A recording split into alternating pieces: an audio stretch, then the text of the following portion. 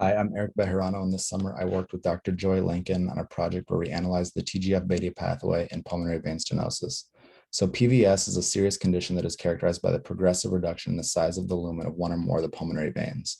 Eventually, once these become hemodynamically significant, patients can experience pulmonary hypertension as well as right heart failure. Even with current treatment modalities, the 3-year restenosis rate is around 37%, and the overall mortality associated with PVS is around 30%. Although the exact etiology of PVS is not entirely understood, myofibroblast accumulation and the subsequent deposition of collagen has been implicated in PVS as well as incidences of restenosis. Furthermore, transforming growth factor beta 1, also known as TGF-beta, has been shown to have been increased in restenosed pulmonary vein tissue in porcine models. Our first objective was to establish a baseline for the molecular and cellular phenotypes of healthy pulmonary vein tissue so that we could eventually make comparisons between this baseline with our restenosed tissue.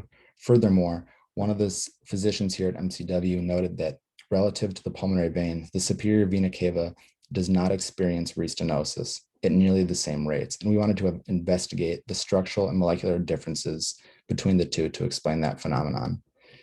And our hypothesis, given that the TGF-beta pathway is essential for the differentiation and activation of myofibroblasts, the overall activity of the pathway will be upregulated in restenosed pulmonary vein tissue. For our methods, we first began by collecting and preparing our tissue samples. We collected mouse hearts and superior vena cavas from wild-type mice ranging from 6 to 20 months old. We also obtained human pulmonary vein tissue from the tissue bank here at MCW.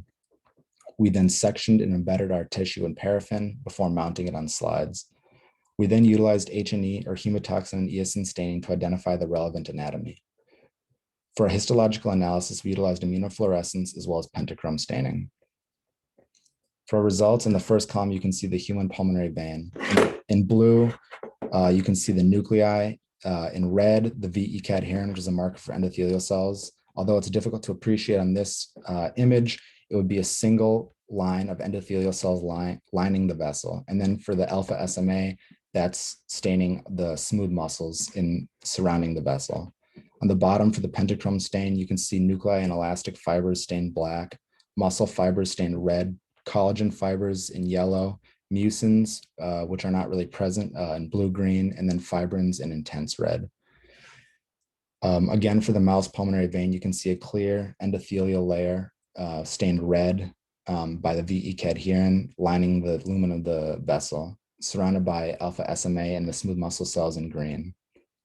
And then again, on the bottom in the pentachrome stain, you can see the same components that I noted earlier.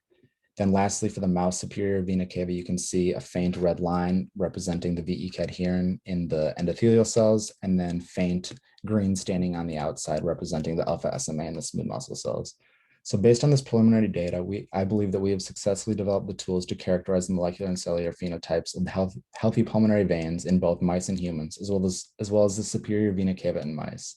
Furthermore, preliminary data suggests that in mice, the superior vena cava has a less prominent medial layer relative to the pulmonary veins, which could potentially explain its lack of restenosis. In the future, we'll want to compare restenosed tissue specimens with our healthy control samples in terms of gene expression and histological changes. More specifically, we're going to analyze different components of the TGF-beta pathway, including the TGF-beta ligand, activin A, BMPR2, as well as phosphorylated SMAD2 and 3. Furthermore, we need to continue to explore the structural and molecular differences underlying the superior vena cava's lack of restenosis compared to the pulmonary veins. I'd like to thank Dr. Joy Lincoln as well as Dr. Madhav Kodajapalli for their support and guidance on this project. I'd also like to thank the Department of Pediatrics here at MCW for their funding. Thank you.